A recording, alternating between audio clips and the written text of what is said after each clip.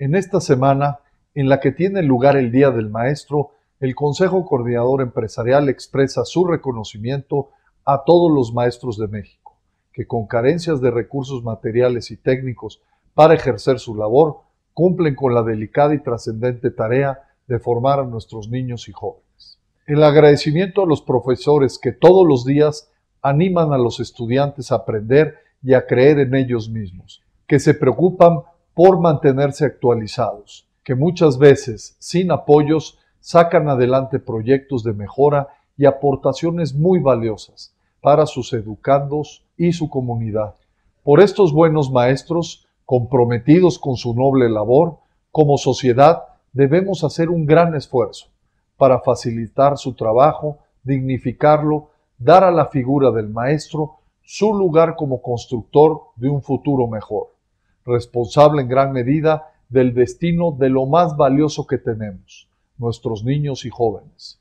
Debemos tener claro que no podemos seguir con un sistema educativo estancado por la opacidad y la complacencia, rehén de intereses, inercias y distorsiones que han hecho naufragar por décadas todos los planes educativos. Esta vez hay que asegurarnos que la historia sea distinta. Se ha dado un gran paso con la reforma educativa recién aprobada, en el marco del Pacto por México y con el aval de los principales partidos políticos. También ha quedado ya integrado el Instituto Nacional de Evaluación Educativa, pero apenas es el inicio. Adelante viene la conformación de una legislación secundaria que dé viabilidad y proyección a los preceptos constitucionales que se lograron, así como la ardua implementación que tendrá que superar múltiples obstáculos, resistencias y amenazas. El cambio que se necesita requiere de la suma de voluntades y esfuerzos del Estado y la sociedad en su conjunto.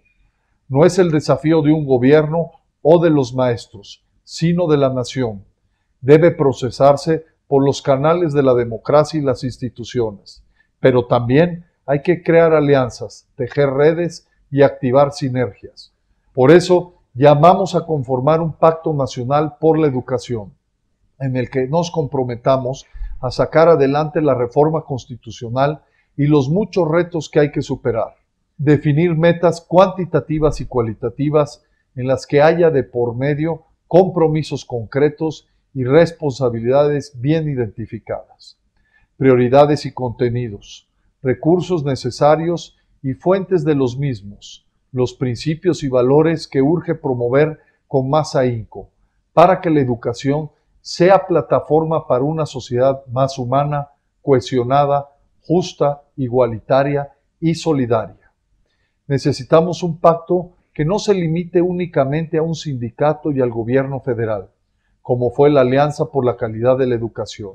Esta vez, un pacto amplio de los maestros, la inmensa mayoría convencida de que el cambio es necesario y posible, escuelas, incluyendo a padres de familia y la comunidad escolar, gobiernos municipales y estatales, con el compromiso de la CONAGO, el nuevo Instituto de Evaluación, legisladores federales y estatales, organizaciones de la sociedad civil y la academia, trabajadores y empresarios, medios de comunicación, entre otros.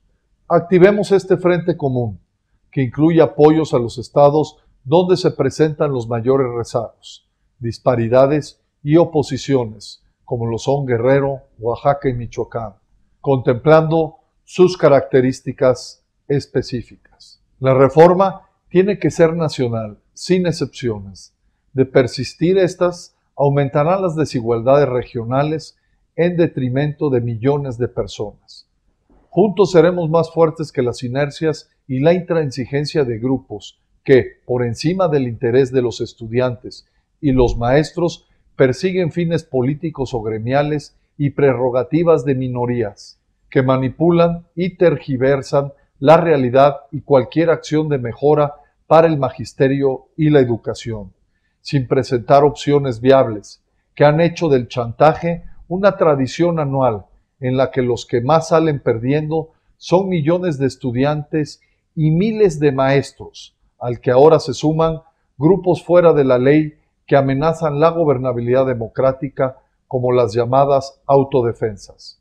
Solo con esta conjunción de esfuerzos y voluntades podremos revertir una situación insostenible en la que los estudiantes mexicanos tienen tan solo menos de 570 horas de clase efectivas al año, la mitad que en países como Corea del Sur. De los 200 días del calendario escolar, en algunos estados se pierde casi la mitad por efecto de movilizaciones, ausentismos, usos y costumbres, negociaciones salariales y eventos políticos. Los daños son irreparables. Se afecta a millones de niños y adolescentes, truncándoles su futuro.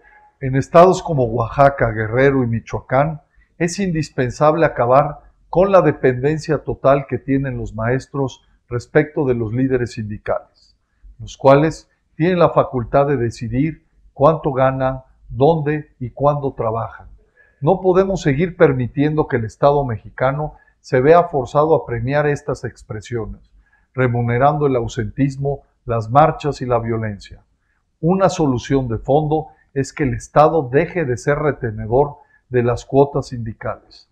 Eso traería una mayor libertad, transparencia y rendición de cuentas. Se trata de poner un alto a un entorno en el que probablemente más de 20,000 comisionados sindicales sin actividades en las aulas socavan el presupuesto educativo en cantidades que llegan a más de 1,700 millones de pesos anuales, además de la presunta apropiación ilegal por parte de liderazgos sindicales de una parte sustantiva del patrimonio y el producto del trabajo de los maestros. Como sociedad, no podemos desentendernos ante un sistema educativo en el cual ni siquiera se puede conocer, a ciencia cierta, la conformación del padrón de maestros y su nómina, una situación que el gobierno federal se comprometió a resolver y que como sociedad debemos respaldar.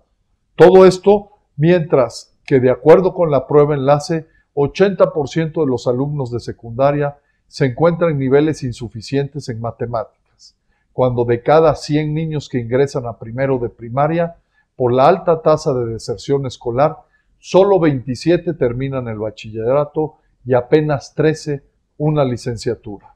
Bajo estos criterios, no es sostenible la oposición a una reforma que busca acabar con la opacidad, que, lejos de afectar derechos laborales, está orientada a la dignificación y el desarrollo de la carrera magisterial con base en la capacitación continua, la evaluación y a una retribución del esfuerzo y mérito en las aulas, por encima de intereses políticos y gremiales. Estos son grandes pasos a favor de los cientos de miles de docentes que en condiciones generalmente difíciles y muchas veces hostiles mantienen un funcionamiento, un sistema que solo en preescolar, primaria y secundaria comprende a más de 27 millones de estudiantes y de 220,000 escuelas en todo el país. Son pasos que hay que dar entre todos.